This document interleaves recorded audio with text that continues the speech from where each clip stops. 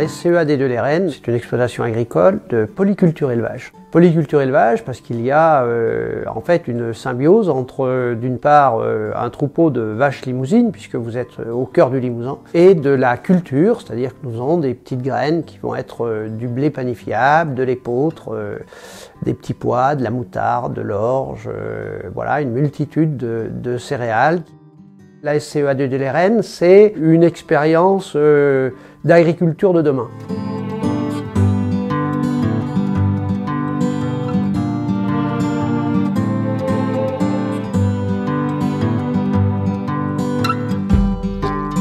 Si vous voulez, vous vous resituez dans les années 1980, que dit-on aux agriculteurs?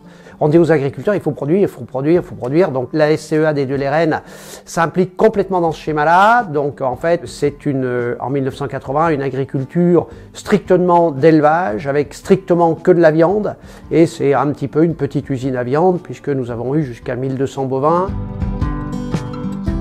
Ce qui peut jouer dans la vie professionnelle d'un agriculteur, c'est une prise de décision essentielle. Il m'est arrivé, 2 fois entre autres, de rencontrer des conseillers qui, au travers d'une réflexion, peuvent changer votre comportement ou votre vision des choses. Il y en a une première qui intervient dans les années 90 par là, et qui un jour me dit, parce que évidemment nous étions dans une perspective de ferme, d'usine à viande, de ferme extrêmement endettée, et cette dame me dit simplement, écoutez, vous êtes très gentil, vous essayez de faire ce que vous pouvez, vous êtes dans une telle merde que promettez-moi une chose, c'est que si un jour vous arrivez à vous en sortir, promettez-moi de ne jamais y retourner. Et si vous voulez, vous dites, oh là là, que m'a-t-elle dit? Que m'a-t-elle dit? Vous voyez bien qu'il fallait changer, d'orientation. Je vais faire une première étude sur l'agriculture bio. Comment est-ce qu'économiquement la structure pouvait survivre à cette transformation-là? Parce que, n'est-ce pas, il y a un risque, il y a un challenge à dire on change de client, on change de production, on change, etc.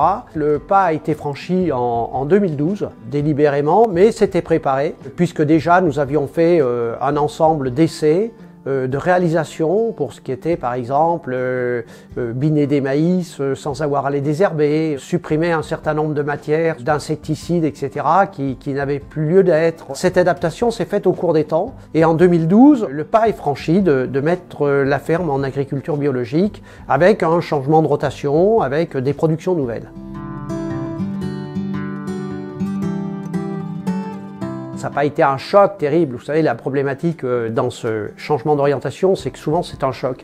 Alors qu'en fait, c'est un choc qu'il faut préparer. Nous avons repris des concepts du 19e siècle, de la fin du 19e siècle, où notre territoire était un territoire de polyculture élevage. En 1980, on vous disait, ne faites qu'une production parce que vous allez faire des économies d'échelle, vous allez vous spécialiser, et donc vous allez être meilleur dans votre secteur, et donc vous allez produire moins cher. Et aujourd'hui, c'est exactement le contraire. En fait, on multiplie le nombre de productions pour multiplier le nombre de niches et multiplier le nombre de clients et multiplier le nombre de débouchés. Et donc répartir des risques et pas mettre tous les risques au même endroit. C'est une démarche remarquable. Elle a été faite prudemment et avec une réussite économique. Ça apporte pas seulement aux producteurs, ça permet de maintenir l'emploi, ça permet de créer des filières sur place, ça permet de mettre un dynamisme local, de faire courroie d'entraînement avec tout un tas de producteurs. Par rapport à un système monoproduction, on amène de la sécurité sur un territoire. Aujourd'hui, on a un allié qui était méconnu il y a 20 ou 30 ans. Je vais vous dire, c'est le consommateur. Et le consommateur aujourd'hui, c'est quelque chose de fabuleux parce qu'en fait, le consommateur, il va remettre l'agriculteur au centre de la société. Il va remettre l'agriculteur à sa juste place.